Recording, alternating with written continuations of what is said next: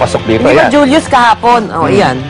Kinuwento mo si Charisse, di ba, na meron na siyang bagong single na pinroduce ni Bruno Mars. Ano nakita mo dyan? Nasa balita na naman si Charisse dahil yung mga mahilig manood ng Idol, American Idol, etong si Pia Toscano na recently natanggal, pero maganda siya. Maraming nalungkot doon.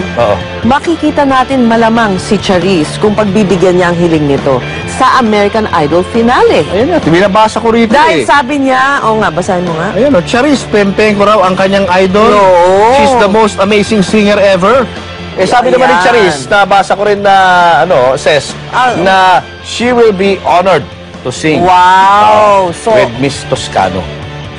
So maganda yan, duet nitong dalawang... di ba? Yung finale, usually, ang isa sa pinaka-highest rated show sa Amerika. Tama. Isama na rin natin dyan yung Pilipina, di ba? May Pilipina pang sumali dyan. Oo nga, pero natanggal na Si Mejia, no? Oo nga eh.